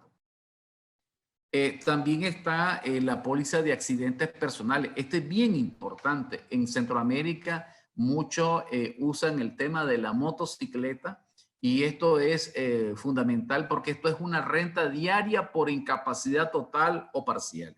Y en resumen, esto lo que le cubre, ¿verdad? Esta anda por un valor de $15, la póliza anual, ¿verdad? Y esto le cubre hasta 30 días, ¿verdad? Por incapacidad. Y entonces, de tal manera que la persona que trabaja por cuenta propia no se ve disminuidos sus ingresos. Y otro elemento importante es que tiene para un reembolso de gastos médicos, ¿verdad? Que incluye esta póliza. El otro punto que también estamos ofreciendo es el tema de robo de remesa. Esto es bien fundamental también porque ustedes saben que el mundo de las remesas en nuestro país de Centroamérica es de alta demanda, representa un peso muy importante en el PIB de cada país, y aquí hay tres planes que le cubren, ¿verdad?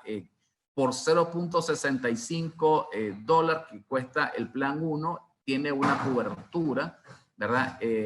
Hasta de $200, por 1.30 hasta $400 y por 1.90 hasta $600. Entonces, repito, son pólizas diseñadas para proteger, para mitigar realmente el riesgo, ¿verdad? Esto es sumamente importante. Pero también yo quiero comentarles algo que quiero rescatar, que lo dijo lo resaltó el doctor Guillermo y también Salgado, y es el tema de las capacidades. Entonces, ¿qué hace Serince en el tema de las capacidades? Aquí lo que nosotros ofrecemos a las instituciones de microfinanzas sin costo alguno, porque nuestro enfoque es social, es un conjunto de módulos de educación financiera. Y ahí hay un módulo especial para el tema de microseguro. ¿Qué es lo que buscamos? Que la gente, que la resiliencia, que es la capacidad para poder realmente moverme, anticiparme ante un evento que se llama riesgo de cualquier índole, pueda realmente protegerme, ¿verdad? Como individuo, proteger a mi familia y también proteger mi actividad económica, que es la que me genera ingresos, ¿verdad? Y que también genera, ya lo decía la doctora en su intervención inicialmente, que estamos hablando que las MIPYMES pues generan hasta el 90% del empleo. Entonces, todo esto son fundamentales. Luego, aquí les quiero ahora presentar lo que próximamente vamos a ofrecer en El Salvador, y aquí me quiero anticipar a una posible pregunta: ¿por qué en El Salvador y por qué no en Nicaragua? Porque con quien vamos a hacer la alianza ya tiene una experiencia concreta que ya se está desarrollando, y es una experiencia con una entidad que se llama Micro, ¿verdad? Y lo que buscamos es cerrando la brecha de protección frente a los desastres de los microempresarios y los más vulnerables. Entonces, hemos convenido de hacer un pilotaje con el sector que nosotros atendemos, que son las instituciones de microfinanzas, pero la experiencia que ya existe es con el gobierno de El Salvador. Hay ya todo una experiencia probada, y ahora nosotros lo vamos a probar con el sector que nosotros atendemos, y es para es una solución, ¿verdad?, que pueda amparar a las personas frente a las pérdidas directas, ¿verdad?, o indirectas, ocasionadas por tres elementos: por el exceso de lluvia, por la sequía o por terremoto. Esto es fundamental, ¿verdad? Entonces vamos a hacer el pilotaje en El Salvador con el sector de las microfinanzas, y luego pensamos nosotros hacer la réplica en los en los otros países donde ya tenemos nosotros presencia. ¿Y cómo opera, verdad? ¿Cómo opera esto?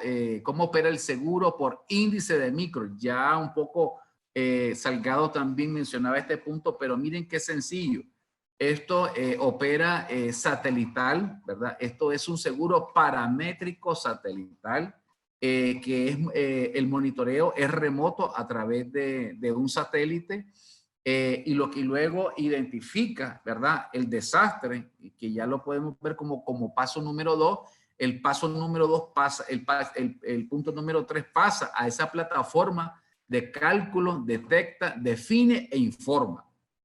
Y luego el punto número 4, la aseguradora identifica al cliente y paga, ¿verdad? Esto es importante porque es una manera de poder proteger la inversión, los activos productivos de los micros, pequeños, medianos y grandes empresarios de nuestra región.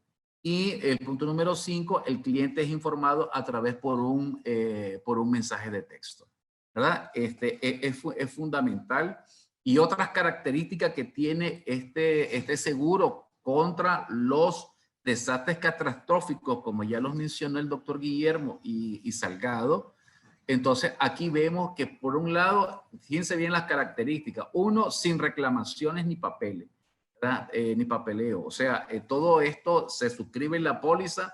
Este es un proceso bien eficiente, sin exclusiones ni deducciones. Esto es también fundamental en el tema de microseguro. Punto número 3, paga según el nivel de la fuerza del evento, porque hay toda una tabla según el impacto del evento. Hay un pago ágil y automático, y todos los asegurados de una misma zona reciben el mismo pago. Miren qué interesante. O sea, no se necesita ir al lugar exactamente donde ocurrió el evento, ¿verdad? Sino que como todo esto es satelital, entonces los asegurados de esa zona reciben el mismo pago. Y el 6, ¿verdad? Sin ajuste de pérdidas individuales, ¿verdad? En terreno, perdón, se reducen los costos y eso es sumamente más accesible, ¿verdad? Esto estamos prácticamente ya por salir al sector de microfinanzas con este servicio. Bueno, yo les agradezco mucho, ¿verdad? Su escucha. Aquí están los datos de su servidor. Estoy para servirle y quedo yo anuente a poder responder cualquier pregunta y cualquier coordinación que quieran hacer, ¿verdad? Con Cerinsa. Estamos para servirle y estamos para sumarnos en ese barco que ustedes están impulsando para llevar soluciones prácticas y efectivas al mundo de las MIPYMES. Mil gracias. Muchísimas gracias al gerente general de Cerinsa, Denis Antonio Alemán Casco. Nos alegra mucho saber que se está trabajando en una solución para las MIPYMES desde lo que es salvaguardar su equipo de inversión y su stock.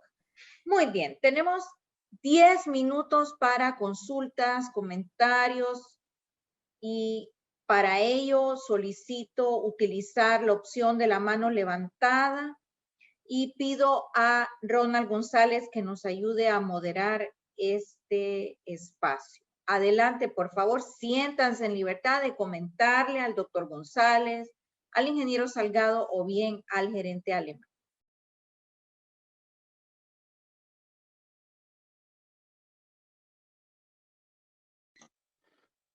Buenos días. Cedemos la palabra a la señora Leda Peralta. Adelante, señora.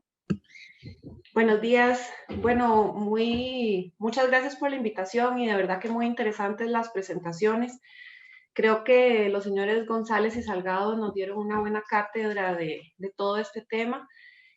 Bueno, yo soy Leda Peralta, trabajo en la CEPAL, soy especialista en evaluación de desastres y además en los últimos años he trabajado con las MIPYMES. Entonces se cruzan estos dos momentos muy interesantes y quisiera nada más hacer algunos comentarios, quizá, no sé, para rescatar algunos de los mensajes y para contribuir otros. Creo que como ya dijeron al principio, la importancia de los datos y algo que nos hemos encontrado mucho en la CEPAL cuando vamos a hacer estas evaluaciones de desastre es que no hay datos, entonces no sabemos dónde están las MIPYMES, no sabemos en qué servicios se insertan, en qué productos venden. Y esto nos pasa con todos los sectores, pero enfoquémonos en las MIPYMES, que ya de por sí son muy diversas.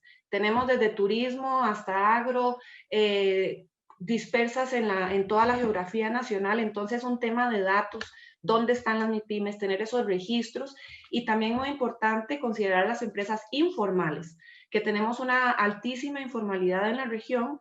Y estas empresas, como nadie sabe dónde están ni quiénes son, luego no entran en esquemas de recuperación o de apoyo a empresas. Entonces, creo que esta desagregación de datos es muy importante.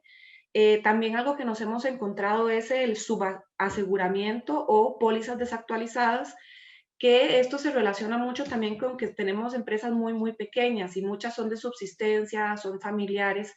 Entonces no les dan sus recursos para tener la póliza actualizada o la póliza que cubra todo el inmueble, por ejemplo, o toda su actividad comercial.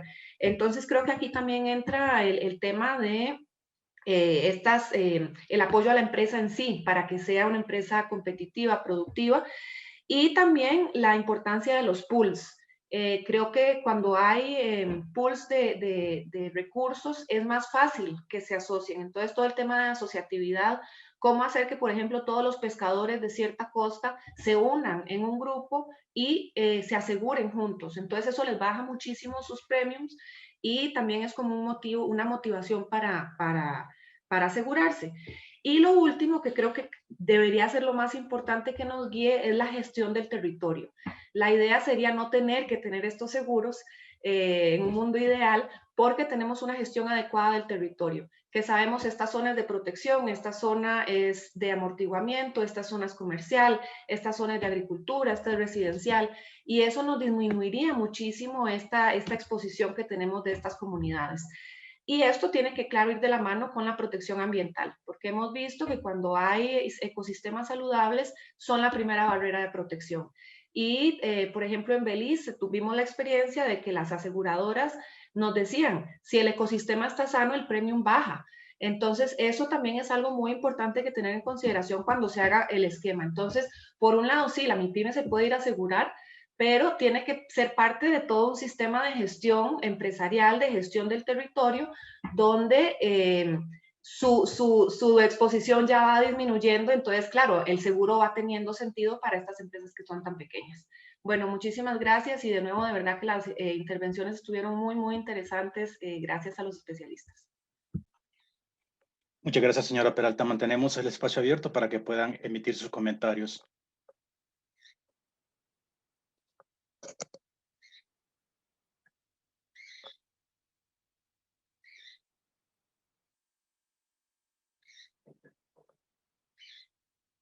Recuerden que tienen la opción de la mano o también pueden activar su micrófono para su intervención.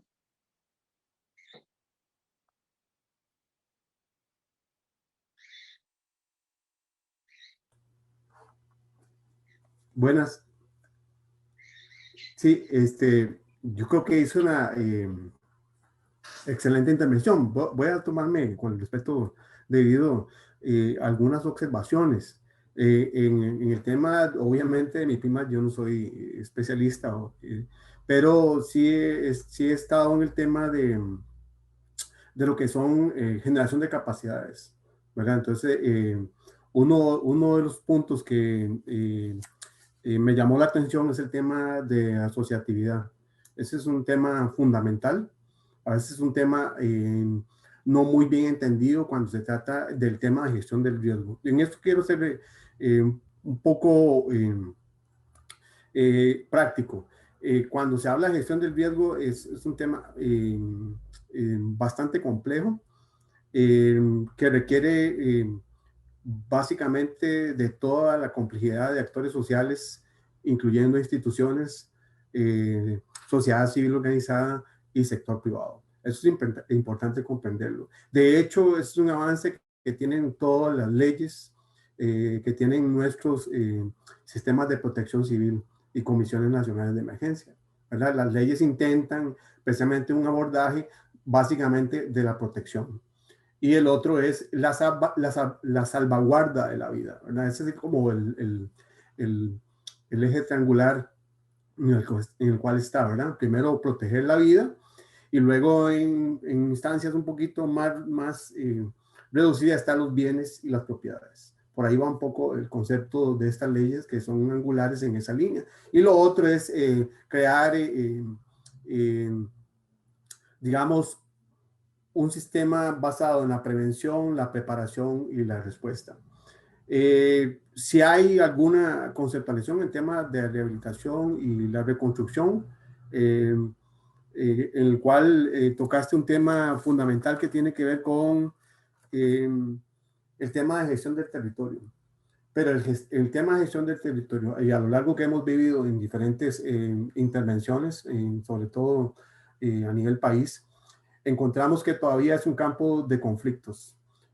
Cuando estamos hablando de un campo de conflictos, tiene que ver con la forma en que los actores sociales se apropian, usufructan y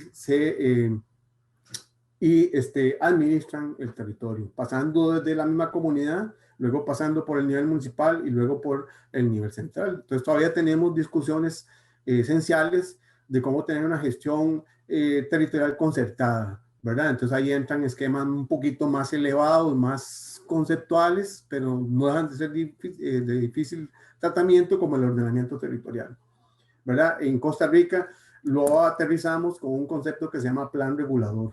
En otros países llaman ordenanzas. El plan regulador municipal debería transversalizar eso que usted bien llamó un orden de las cosas precisamente para evitar los riesgos de desastres y no tener que usar el seguro. Eso sería lo más lógico.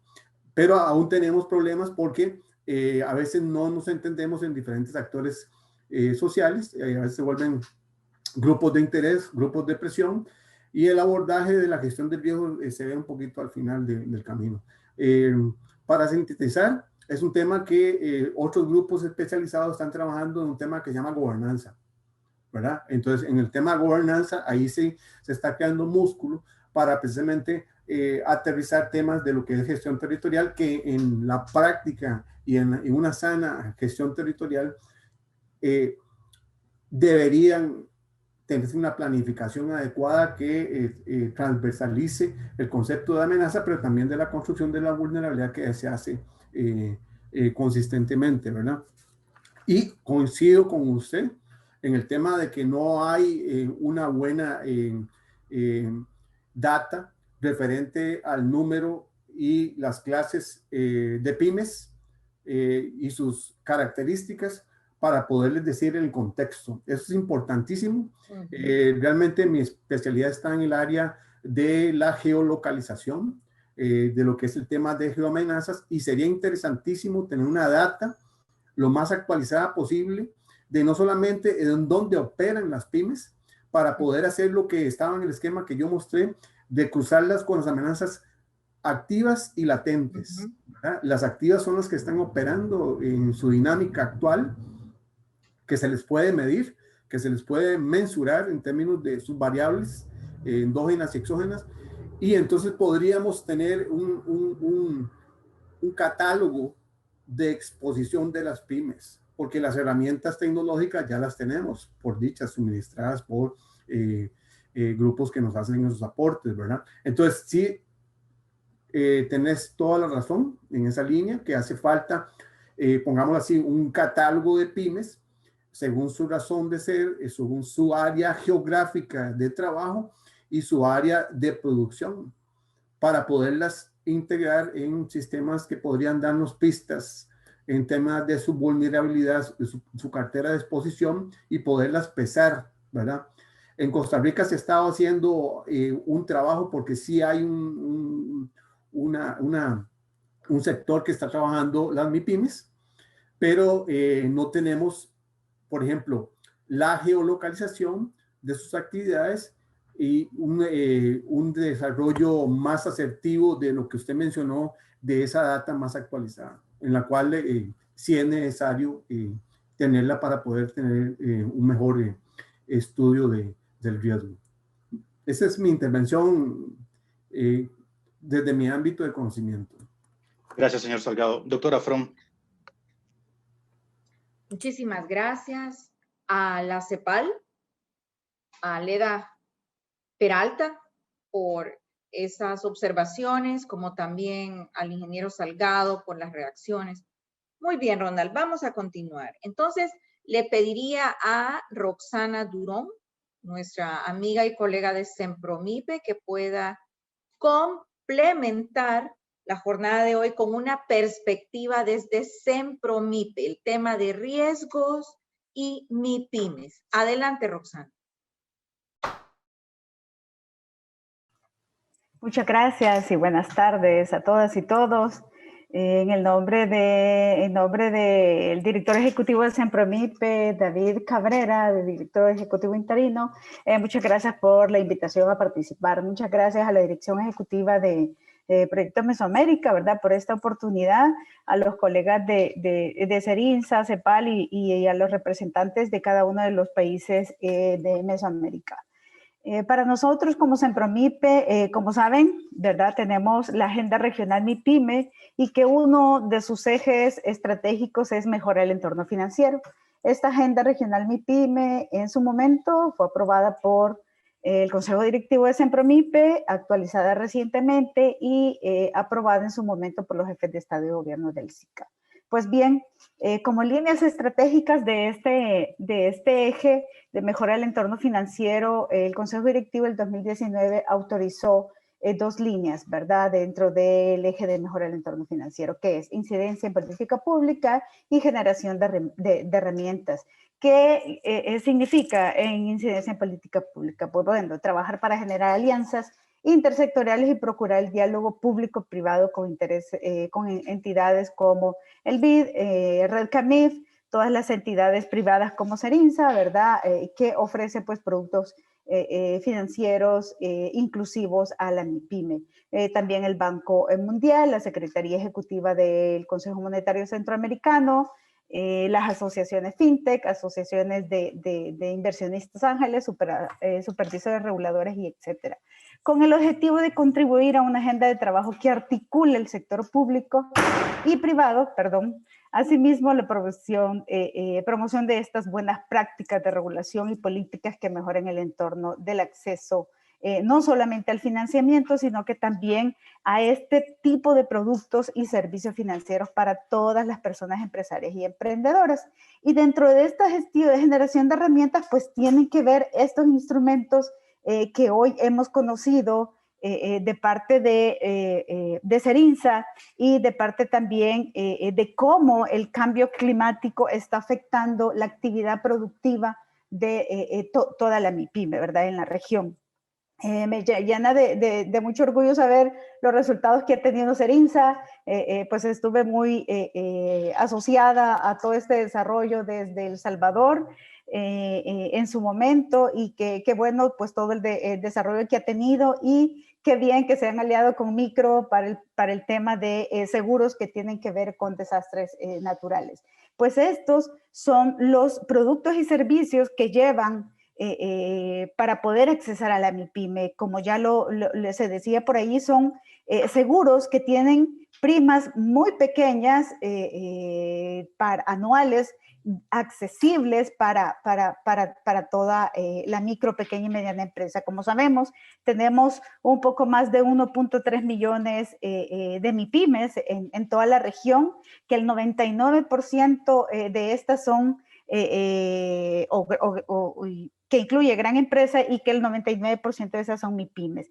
Y dentro de estas, el 80% son microempresas. Y estas microempresas sabemos que son todo el sector agropecuario que está inmerso en todo este tema de que cualquier desastre natural pues les afecta directamente, y este tipo de seguros pues es primordial que sean asequibles, ¿verdad? Con primas anuales que les permita poder solventar pues cualquier desastre, y que pues obviamente también cuando enfocamos mucho más el foco a la microempresa, miramos que la mayoría de estas microempresas pues son de subsistencia, son también en manos, propiedad de mujeres empresarias que el día a día están saliendo pues de sus casas para poder llevar el alimento a sus familias y a ellas, ¿verdad?